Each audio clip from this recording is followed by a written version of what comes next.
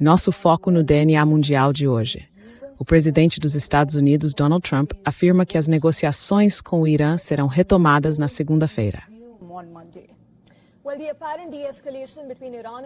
Bem, a aparente redução da escalada entre o Irã e os Estados Unidos vem depois de dias de ameaças de novos ataques de ambos os lados.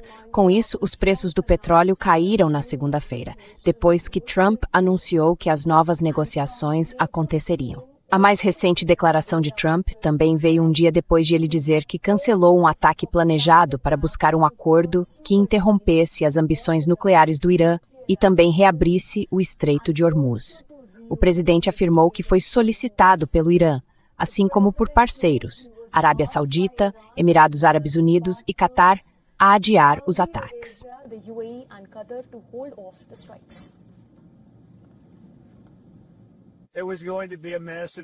Haveria um ataque massivo.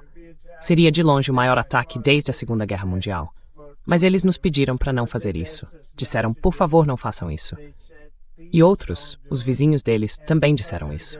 Então, vamos ver se conseguimos chegar a um acordo para a desnuclearização.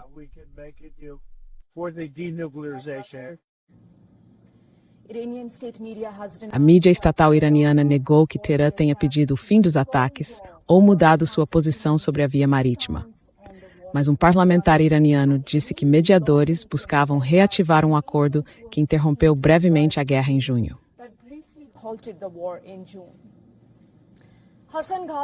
Hassan Ghashgavi, porta-voz da Comissão de Segurança Nacional do Parlamento, disse que os mediadores estão trabalhando para retomar o acordo de 14 pontos.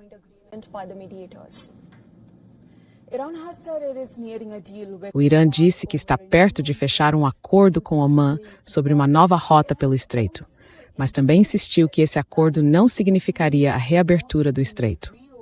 O Ministério das Relações Exteriores iraniano também ressaltou que o Estreito de Hormuz, de forma alguma, voltará ao status que tinha antes de 28 de fevereiro, data em que a guerra começou.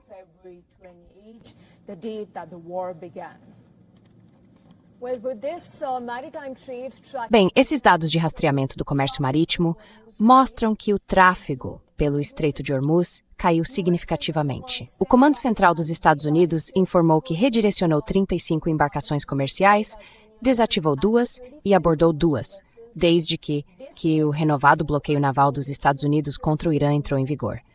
Isso foi no dia 14 de julho.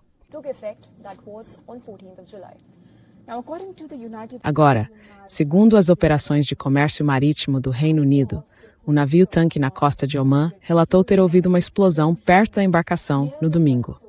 Mas o navio e todos os tripulantes estavam seguros.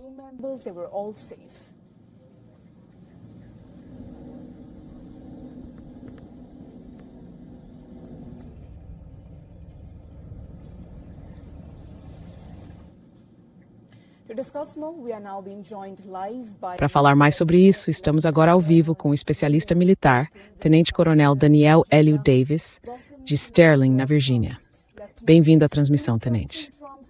Sabemos que o presidente Trump diz que cancelou grandes ataques, a pedido do que ele chama de 3 grupos principais.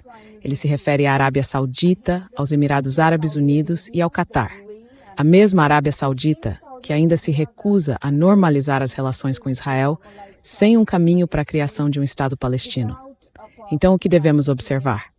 Washington está agora ouvindo seus parceiros árabes ainda mais do que Israel.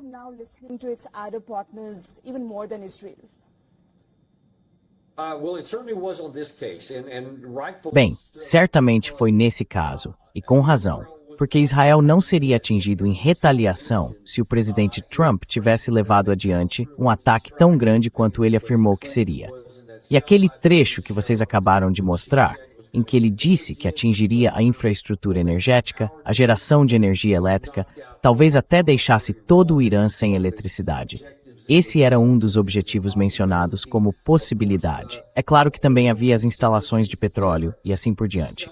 O Irã disse que, se vocês atacarem, nós responderemos imediatamente contra todos os países do Conselho de Cooperação do Golfo, todos que têm sido seus aliados deste lado. Vamos retaliar e atingir o mesmo tipo de alvo. E eles divulgaram uma lista de alvos no começo dessa semana, falando exatamente quais instalações atingiriam em quais países. Algumas eram da Saudi Aramco, as incluindo algumas de seis mais neprocessamento de produção.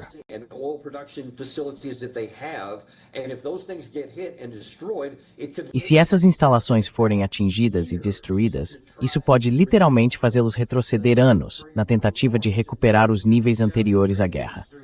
Então, os sauditas estão dizendo, não façam isso, porque não havia nenhuma possibilidade de que mesmo atingindo o Irã com tanta força, isso fosse levá-los ao colapso, fizesse o governo deles se render ou abrisse o Estreito de Hormuz. Não teria feito nenhuma dessas coisas, mas teria causado mais dor e prejuízo aos nossos aliados na região. E acho que eles realmente pressionaram muito o presidente Trump para que não fizesse isso, porque não poderia ajudar, mas prejudicaria muito. E naquela mesma entrevista da qual você mostrou um trecho agora há pouco, ele até reconheceu que poderia haver efeitos de segunda e terceira ordem ou consequências não intencionais e que isso prejudicaria pessoas. Então, parece que essa mensagem foi compreendida.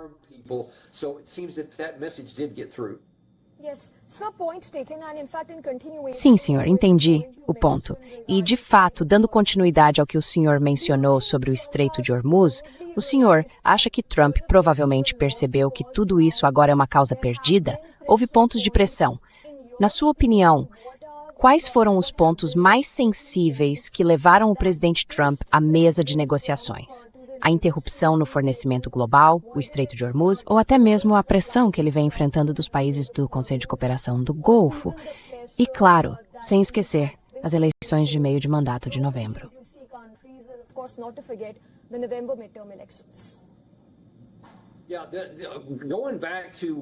Sim, voltando ao bloqueio de 2 meses, acho que o presidente Trump ouviu alguns de seus assessores que disseram, talvez um bloqueio cause tanta pressão e sofrimento do lado iraniano que eles capitulem e cedam. Então ele disse, bem, vamos tentar isso. Levou alguns meses. Manteve o estreito fechado, mas não causou nenhum dano militar específico a nenhum dos nossos aliados na região. Isso nos deu a chance de nos rearmar, recuperar algumas das nossas instalações militares e assim por diante, além de levar mais munição para o teatro de operações. Depois, veio a assinatura do memorando de entendimento, porque o presidente Trump reconheceu que os 2 meses de bloqueio não iam funcionar.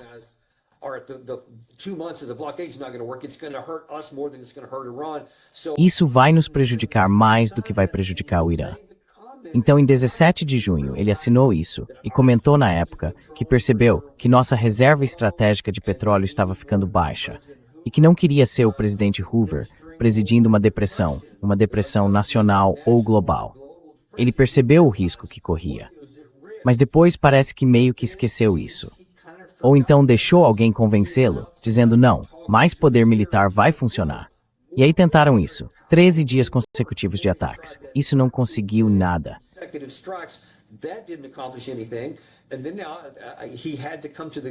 E então, ele teve que encarar o fato de que ou teria de escalar ainda mais e seguir por um caminho ainda maior, ou teria simplesmente de aceitar algum tipo de acordo negociado. E ele não queria fazer isso, porque isso faria parecer mal. Mas agora, pelo que vemos, acho que a mensagem está chegando. Isso não vai funcionar. E posso dizer com certeza que integrantes das Forças Armadas, da comunidade de inteligência e até membros do governo dele estavam todos dizendo que isso não funcionaria. Não tente, porque isso vai nos prejudicar ainda mais. Agora, isso funcionou neste fim de semana. Mas se vai funcionar no próximo fim de semana, quem sabe? Porque já estamos há algum tempo numa situação de vai e volta.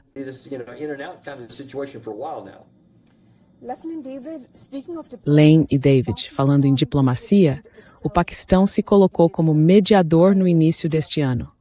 E agora o país não é mencionado em lugar nenhum. Então vocês acham que o país foi deixado de lado ou o papel dele nunca foi central desde o começo?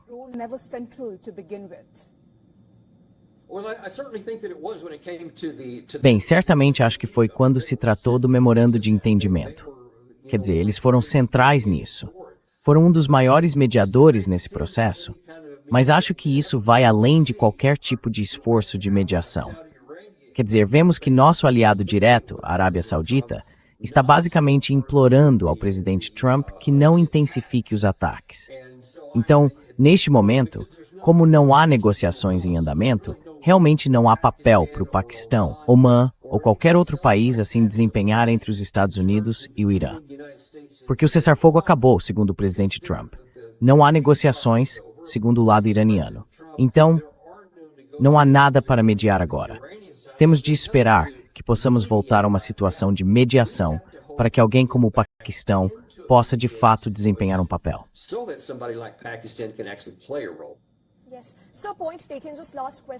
Sim, senhor, entendi.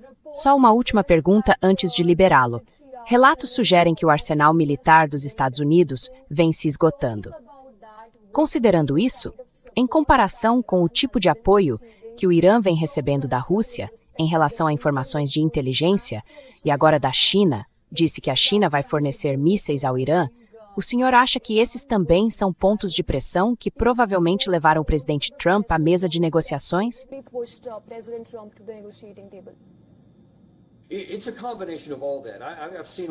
É uma combinação de tudo isso. Eu vi muitas reportagens na imprensa. Há indícios de que o Irã está recebendo inteligência de alvos, seja da China ou da Rússia. Quem pode dizer? Mas isso é algo diferente do que era no início da guerra. É muito mais eficaz, muito mais oportuno. Eles conseguem identificar alvos de oportunidade e colocar munição no alvo quando as coisas estão se movendo. Isso quase certamente vem da Rússia ou da China, ou quem sabe, talvez das duas. Somado a isso, tivemos o general Gingrich, do Comando Europeu dos Estados Unidos, nesta última semana. Vazou uma reportagem do The Washington Post, dizendo que ele falou ao presidente: "Ei, neste momento eu não tenho forças navais suficientes, nem mesmo para defender, ao mesmo tempo, os interesses dos Estados Unidos e de Israel no Oriente Médio.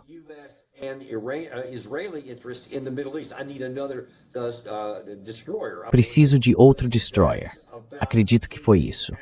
Isso aconteceu poucos dias depois de termos recebido relatos de que o vice-presidente e o chefe do Estado-Maior Conjunto estavam dizendo ao presidente Trump: "Não temos mísseis interceptadores nem mísseis ofensivos suficientes para continuar com isso por muito mais tempo. E, aliás, eles não vão funcionar para tornar o Irã mais forte, então não faz sentido gastá-los." E acho que tudo isso junto finalmente chegou ao presidente Trump. Mas a questão é que tudo isso já era verdade na sexta-feira, quando ele estava pronto para desencadear todo esse inferno, como alguns chamavam.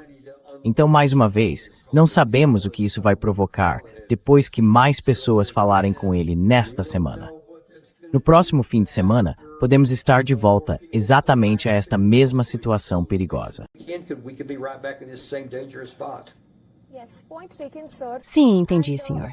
E claro, ainda está por ver se haverá algum avanço ou não, ou se as negociações vão fracassar de novo, como temos visto todo esse tempo. Mas agradeço por falar comigo sobre isso. E Rattlefall.